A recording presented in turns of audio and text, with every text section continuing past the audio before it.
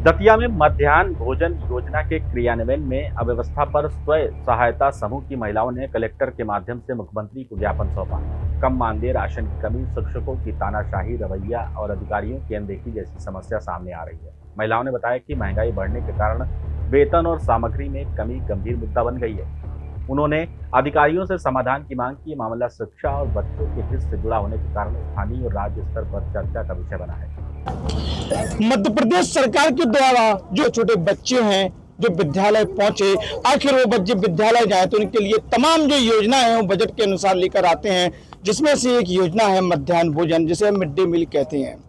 Mid day meal के माध्यम से सरकार का कहीं ना कहीं उद्देश्य है कि जो बच्चे हैं वो विद्यालय आए और उन्हें बेहतर खाना मिले और कहीं ना कहीं जो शिक्षा का स्तर है वो मध्य प्रदेश में अच्छा हो। इस वक्त हम दतिया कलेक्ट्रेट में खड़े हुए हैं और आपको बता दें कि यहाँ जो तमाम जो लोग खड़े हुए जो मिड डे मील में कहीं ना कहीं खाना बनाने का काम करते हैं, कहीं ना कहीं इनके माध्यम से जो है जो विद्यालय बच्चे आते हैं उन तक वो खाना पहुंचता है। लेकिन आज कहीं ना कहीं ये लोग आए हुए हैं, इनसे जानने का प्रयास करते हैं कि आखिर जब सरकार इतना प्रयास कर रही है तो आखिर इन्हें ऐसी कौन सी जिला प्रशासन से कमियां नजर आ रही हैं, इनसे ही जानने का प्रयास करते हैं। क्या है बहन जी, आप किस लिए आज आना हुआ?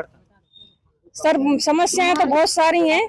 टूटे फूटे बर्तन पड़े हैं, किचन में बर्तन भी नहीं है और बर्तनों का पैसा हमारे खाते में नहीं आता है कि समूह के खाते में आए। और रसोइयों का भी पैसा बहुत कम है। रसोइयों को 4000 रुपया मिलता है, 200 रुपया रोज भी नहीं पड़ रहा है।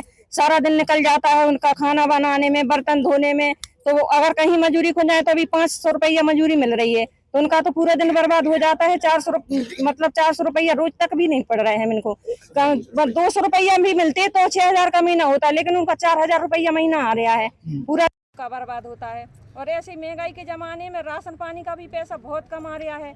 मास्टर कम हाजिरी, वो बोलते हैं मास्टर कम हाजिरी देते हैं इसलिए कम आता है। कोई कुछ बोलता है, कोई कुछ जितने। लेकिन सरकार यहाँ आंकड़े की जहाँ तक बात करें कि 100 रुपए से प्लस जो है बच्चे का कहीं ना कहीं मेन्यू होता है प्रतिदिन का, कि 100 रुपए से प्लस उन्हें खाना कहीं ना कहीं मध्याह्न भोजन में मिलना चाहिए। आप कह रहे हैं कि अधिकारी उस तरीके से आपको बजट नहीं दे रहे हैं। लेकिन सर 10 रुपया भी नहीं मिल रहा। हम 100 रुपया का खाना कहाँ से दे बच्चे को, ये बताओ। हमें तो 10 रुपया, हम तो। लेकिन सरकार का ये प्रावधान है ना, सरकार ने तो कहीं ना कहीं मानदेय निश्चित किया है कि इतना उन्हें मिलना चाहिए। जैसी सूत्रों से भी जैसी जानकारी है कि बच्चे अगर मेन्यू की बात करें, सोमवार, मंगल, बुध, गुरु, शुक्र सभी दिन कहीं ना कहीं अलग अलग मेन्यू है। मेन्यू का तो सर दबाव बनाया जाता है सरकार। कौन बनाता है? मतलब अधिकारी बनाते हैं, शिक्षक भी बनाते हैं। जैसे हमारे मास्टर वगैरह बोलते हैं, टीचर वगैरह कि मेनू से खाना बनाओ, हमें फोटो डालना पड़ती है, हमें ऊपर जवाब देना पड़ता है। लेकिन 3-3 महीने हम अभी किताब दिखा देंगे अपनी एंट्री करा के। फोटो सेशन के लिए मेनू का खाना बनता है? बनता है ना फोटो भी। मतलब वो बोलती हैं कि हमें फोटो खींचना पड़ती है, तो आप मेनू अनुसार बनाओ। और कभी ऐसी परिस्थिति आ जाती है कि एक रसोईया बीमार हो गया या कहीं चला गया, तो एक रसोईया है तो कभी एक सब्जी बना ली तो उस पर हंगामा खड़ा कर देते हैं कि एक सब्जी क्यों बनी है, इसका जवाब दो। मतलब कोई हमें पता, हमारे स्कूल में कोई आए थे, हमें पता नहीं, ना हमारे रसोइयों को पता, ना बच्चों को पता। अब वो बोल रहे हैं तुम्हारे स्कूल में एक सब्जी बनी थी तो लिख के ले गए, उसका जवाब दो। आलू की सब्जी बनाती हैं तब के हम मंगलवार को पूड़ी हलवा सब बनाते हैं, कभी भी देख लो। मतलब बच्चों से खुद भी पूछा। मुख्य समस्या आपकी क्या है जो आज तमाम महिलाएं यहाँ आई? मुख्य समस्या तो सबसे बड़ी मुख्य समस्या तो ये है कि पैसे बढ़ाए जाएं। और 3 महीने से राशि नहीं आई और राशि आती हुई भी है तो बहुत कम आ रही है। लेकिन सरकार से आप लोगों के लिए कहीं ना कहीं मानदेय निश्चित किया गया है, वो मानदेय अब तक पहुँचता है? नहीं पहुँचता है सर। वो कहाँ चला जाता है? अब पता नहीं सर, अगर पहुँचता होता तो हमें इतनी समस्या आ रही है तो हम यहाँ क्यों आते? कौन है अधिकारी? कभी आपने अधिकारी से संपर्क किया? जिला पंचायत में बोलते हैं तो मतलब वो बोलते हैं कि जहाँ ऊपर से आएगा हम वही तो देंगे। किसका कहना है?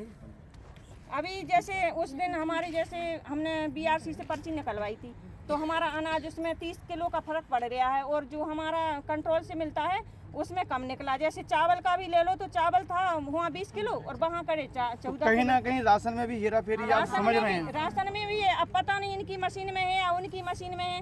हमने कहा आप पर्ची निकाल के दो, पहले तो पर्ची देते नहीं थे, पर्ची निकाल के दी तो उसमें बहुत फर्क पड़ रहा है। और फिर छानने में नाच चला जाता है, छानो तो छानवे में गांठ निकल रही है, अनाज खराब मिल रहा है उसमें। और जो बोरा तुलता है तो 1 किलो उसमें चला गया और एक बच्चे को 100 ग्राम मिल रहा है और प्राइमरी के को मतलब 100 ग्राम। और मिडिल वाले को 150 ग्राम। अब इतने में भरपेट खाना कहाँ से बच जाए? 100 ग्राम में बताओ कितनी तो रोटियां इनका बनेंगी? सीधा सीधा आरोप है जो मानदेय अगर देखा जाए इन लोगों को मिलना चाहिए वो इन तक नहीं पहुंच पा रहा है। साथ ही जो सामग्री बच्चों के खाने पीने की जो मध्याह्न भोजन में होती है वो भी पूर्ण रूप से नहीं मिल रही है। हमारे साथ ये भाई साहब भी हैं, भाई साहब से जानना चाहेंगे। भाई साहब क्या है, क्या कहना चाहेंगे? समस्या ये है सर कि अभी फ़िलहाल में समस्याएं तो बहुत हैं, लेकिन मुख्य समस्याएं ये हैं कि जो एक तो हमको बच्चों की दर छात्र संख्या के हिसाब से ना खाद्यान्न दिया जाता है और ना राशि दी जाती है। 40% 30% के मान से हमें राशि और खाद्यान्न दिया जा रहा है।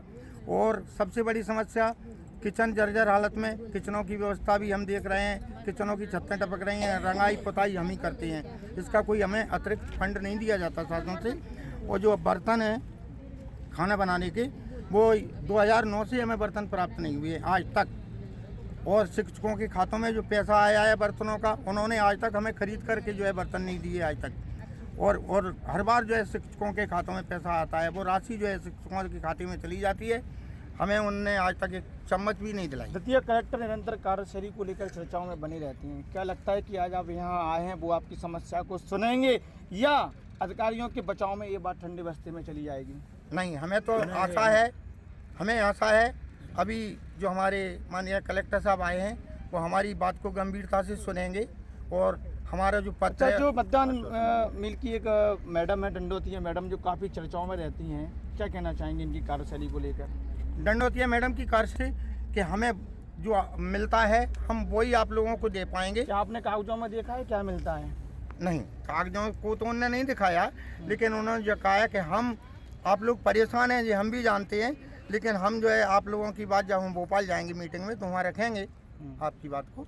लेकिन ये हमारे स्तर की बात होती तो हम करते थे, लेकिन हम नहीं कर पाएंगे भोपाल। क्या लगता है कि भोपाल से कहना है कि विभाग से जो योजना बन रही है वो कहीं ना कहीं उन तक नहीं पहुँच रही है? नहीं तो वो तो बात रखेंगे डंडोतिया जी।